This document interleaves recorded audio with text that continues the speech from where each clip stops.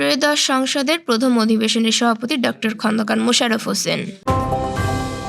সংসদের deputy speaker Kaiser Kamal. কারচুপির অভিযোগে হাইকোর্টে নাহিদ ইসলামের বিরুদ্ধে মামলা। যশোরে 1 কোটি টাকা মুক্তিপণের দাবিতে অপহৃত সেই ব্যবসায়ী উদ্ধার। বেসরকারি পর্যায়ে চাল আমদানির মেয়াদ 1 মাস বাড়ল। 12 অঞ্চলের নদী বন্দরে 1 নম্বর সংকেত। বাংলাদেশ সহ কয়েকটি দেশের বিরুদ্ধে যুক্তরাষ্ট্রের বাণিজ্য তদন্ত শুরু। দর্শক, শুনছিলেন দিনের শীর্ষ খবরের প্রধান শিরোনাম। এবার বিস্তারিত। তার আগে আমাদের ইউটিউব চ্যানেল সাবস্ক্রাইব করুন এবং সব খবর পেতে ফেসবুক পেজ ফলো করে রাখার পাশাপাশি ওয়েবসাইট ভিজিট করুন।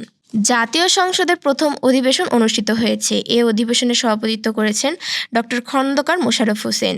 অধিবেশনে সভাপতির নাম প্রস্তাব করেন সংসদ নেতা ও প্রধানমন্ত্রী তারেক রহমান।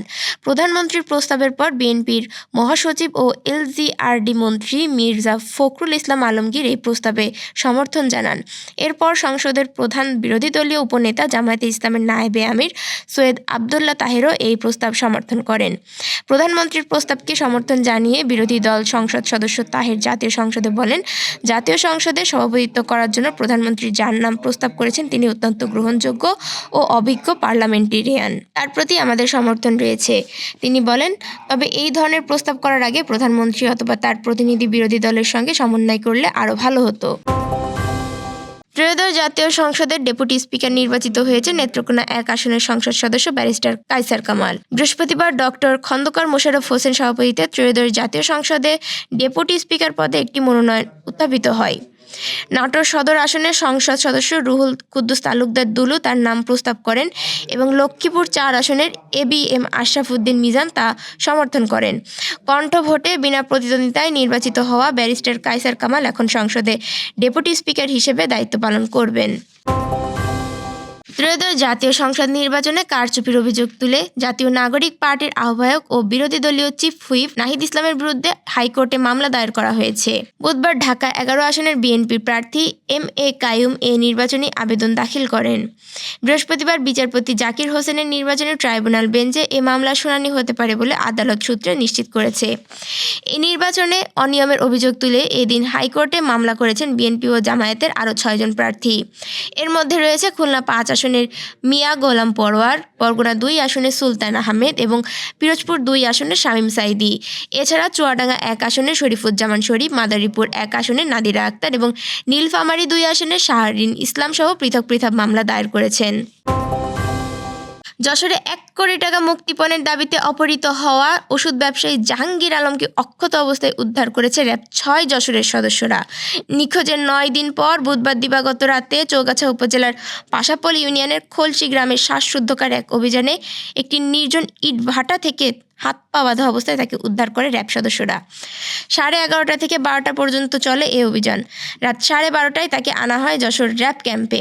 পরে তাকে পরিবারের কাছে হস্তান্তর করা হয়।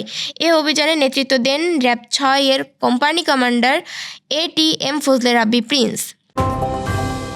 বেসরকারি পর্যায়ে দেশে চাল আমদানির মেয়াদ 1 মাস বাড়িয়ে আগামী 20 এপ্রিল পর্যন্ত নির্ধারণ করে একটি নোটিশ জারি করেছে সরকার। বৃহস্পতিবার বেনাপোল বন্দর সূত্রে এ তথ্য জানা গেছে।